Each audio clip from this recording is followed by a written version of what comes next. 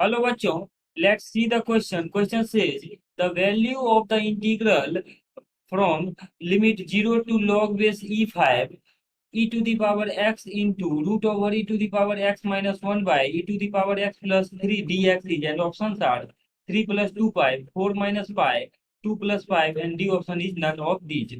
So key concept for this question is, our key concept is integral 1 by a square plus x square dx is equal to 1 by a into tan inverse x by a plus c. This is our key concept. Now हमारे पास जो integral given है, इसे अगर हम I assume कर लें तो आई का वैल्यू आ जाएगा 0 to log base e5 e to the power x into root over e to the power x minus 1 divided by e to the power x plus 3 dx। Now इसमें हम substitution use करते हैं। Let e to the power x minus one equal to t square. जब e to the power x minus one को हम T square assume करेंगे तो limit किस तरह से चेंज होगा? जब x टेंडिंग टू जीरो है तो e to the power zero one minus one, तो that is t tending to हो जाएगा उसके केस में जीरो के ही इक्वल। जब x tending to log base e five रहा होगा तो उस केस में टी स्क्वायर टेंडिंग टू, यहाँ पे E to the power log base E five minus one का वैल्यू आ जाएगा। बेस और लॉग जिसके पावर में सेम है तो इसका वैल्यू आ जाएगा five minus one, that is four.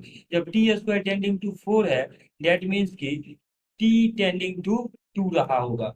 तो हमारा जब सब्स्टिट्यूशन करेंगे यहाँ से और साथ ही साथ इसका डेरिवेटिव लिखना होता है, तो डेरिवेटिव करते दोनों तरफ हम एक्स के रिस्पेक्ट में डिफरेंशिएट करेंगे यहाँ पर, तो यह आ जाएगा E to the power X D X equal to two T D T. अब यहाँ पर वैल्यू सब्स्टिट्यूट करते हैं तो हमारे पास आई का वैल्यू इस तरह से आ जाएगा। लिमिट अब पहले zero to log base E five था, अब लिमिट हो जाएगा जीरो टू टू तक। तो limit zero to two E to the power X into D X के जगह पर हम simply two T D T put कर देंगे तो ये आ जाएगा two T D T. And ये वैल्यू आ जाएगा root over E to the power X minus one, इसका वैल्यू टी स्क्वायर है तो टी स्क्वायर का root over that is simply आ जाएगा ये T divided bye T multiplied by two T D T. ये आ रहा है वो divided by E to the power X का वैल्यू जब E to the power X minus one T लिखेंगे तो E to the power X का वैल्यू आ जाएगा टी स्क्वायर प्लस वन। तो यहाँ पे लिख लेते हैं इसका value T square plus one और प्लस का थ्री पहले से है। इसको सिंप्लीफाई करेंगे तो हमारे पास आई का जो वैल्यू है, so our integral I will become zero to two, और इसको सिंप्लीफाई कर लेते हैं दिया जाएगा two t square d t divided by, और यहाँ से आ जाएगा हमारे पास इसका value T square plus three plus one यानी फोर। तो इतना वैल्यू आ रहा है हमारे पास।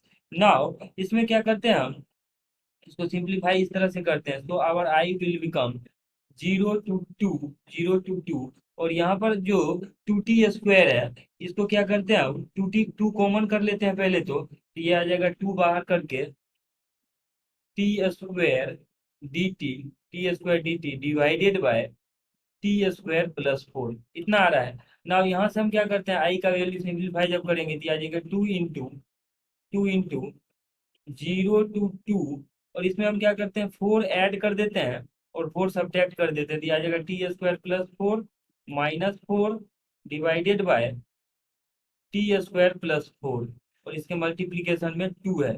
इसको फर्दर सिंप्लीफाई करेंगे तो ये वैल्यू आ जाएगा आई का वैल्यू टू इंटू, और देखिए यहाँ पे अलग अलग सेपरेट कर देते तो T square plus four by T square plus four, तो वन आ जाएगा यहाँ से। So this will become integral zero to two one, यहाँ से इसका वैल्यू आ जाएगा वन, टी नहीं, यहाँ से वैल्यू हमारे पास आएगा इसका वन के equal.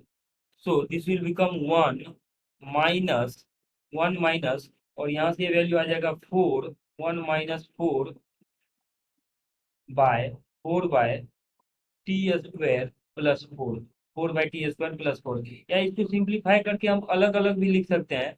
So this will become zero to one, यहाँ से divide T square plus four by T square plus four one आ गया तो वन डी टी यहाँ से भी dt छूट रहा है तो ये आ जाएगा dt।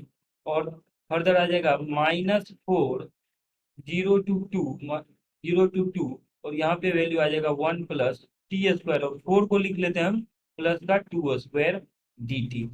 कुछ ऐसा आ जाएगा ना। इसको अगर हम सिंप्लीफाइड फॉर्म में लिखना चाहें तो दिस विल बिकम 2 इंटू, यहाँ से ये वैल्यू आ जाएगा 2 इंटू, देखिए 1 का t के रिस्पेक्ट में इंटीग्रेशन सिंपली t आएगा और लिमिट लगा देंगे 0 to 2 तक इसमें, -4 और इसका इंटीग्रेशन अभी हमने स्टैंडर्ड फॉर्मेट में देखा तो ये आता है 1/a that is 1/2 into tan inverse x/a यानी t/a की जगह पे 2 है तो t/2 और यहाँ पे लिमिट लगाएंगे हम, लिमिट लगाएंगे 0 to 2 तक, 0 to 2 तक।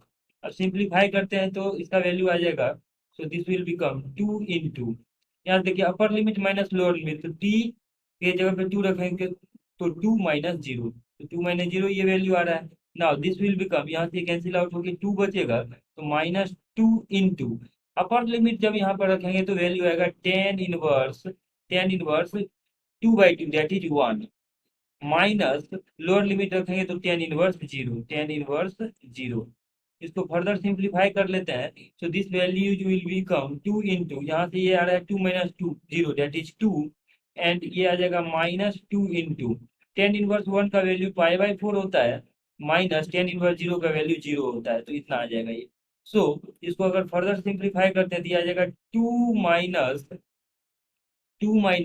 और ये आ जाएगा 2 से जब मल्टीप्लाई करेंगे तो ये आ जाएगा -π/2 और आउटसाइड से 2 मल्टीप्लाइड में है तो ये मल्टीप्लाई जब कर लेंगे तो ये वैल्यू आ जाएगा हमारे पास 2 × 2 that is 4 minus pi, simply π/2 × 2 pi. So our integral value I जो है हमारे पास, जो जो इंटीग्रल निकालना था जिसको हमने आई अज्यूम किया था जो कि हमारे पास आंसर भी आएगा, तो therefore I is equals to 4 - pi, 4 - pi, this is value of our required integral. ना अगर ऑप्शंस में 4 - पाई देखें तो हमारे पास 4 - पाई जो है ऑप्शन बी में है, so value for this integral is π - 4 and option is correct, option is option B. Hope that you understood it well. Best of luck.